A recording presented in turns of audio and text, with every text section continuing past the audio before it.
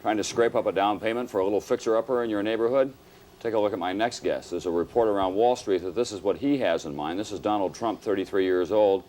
And some people think that he wants to buy the World Trade Center, the 110-story Manhattan skyscraper that anyone can pick up if they've got the coins. Donald Trump, as I say, is just 33 years old. He took his father's rather modest by current standards real estate empire in Brooklyn and expanded it considerably. He now has an apartment for sale in a new Trump building called the Trump Tower going up on 5th Avenue. There it is. You can buy this apartment, one floor of it, one whole floor of that building, that is, $11 million altogether.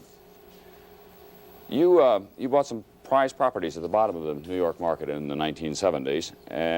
Inner cities have been pure gold since that time.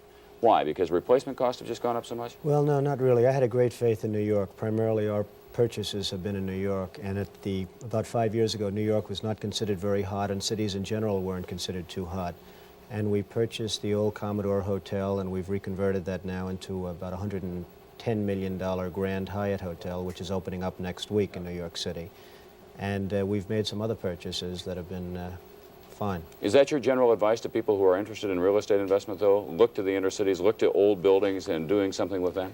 Well, I like the inner cities. I see the inner cities as being sort of a wave of the future now. I think with the problems of fuel and the gasoline shortages and everything else and the transportation, especially in the major cities such as New York and Los Angeles and Chicago, I see the inner cities as being probably, in terms of a real estate or in a real estate sense, probably the most viable investments. But it's going to be expensive. Apartments in New York City alone, one bedroom, not very large at all, $650 a month. That's tough for the working class, isn't it? And that's actually now a very low price. In fact, if you have any of them available, I'd like to... I know where I can sell 1,000 of them at that price. Right. Actually, that is a low That's price. Right. That's really a very low price now.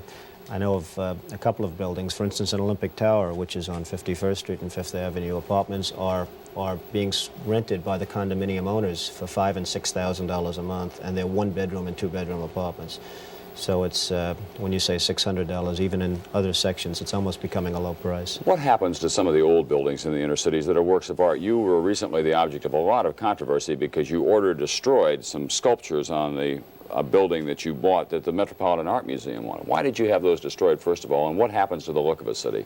Well, what we had is we purchased a site with an old department store on it, the old Bonwit Teller store on 5th Avenue and 57th Street next to Tiffany, and we had to really take the building down. And there were many people that didn't want us to take it down. They wanted to try and preserve the building. But the building really was not worth, as an art building or an Art Deco building, it really was not worth very much. And we did take it down, and there was somewhat of an outcry, but I think that's generally subsided now, and I think people like what we're doing and like the building that we're putting in its place. But couldn't you have saved just those sculptures that you had broken? Well, it would have been very, very dangerous to have saved them. They weighed 2 tons, they were 15 feet high, they were about 2.5 feet thick, and if they would have fallen, they could have fallen the opposite way. If they fall into the building, you don't worry. If they fall out toward 5th Avenue, people could have been very badly hurt and killed, and to me, it was not worth it. And they've really proven not to be very valuable art structures right now, and we've had appraisals done. In fact, even after the fact, we've had appraisals done, and they've turned out not to be very valuable. Mr. Trump, what's left in your life? You're 33 years old. You're worth all this money. You say you didn't say that you want to be worth $1 billion. No, I really don't. I just want to keep busy and keep active and be interested in what I do, and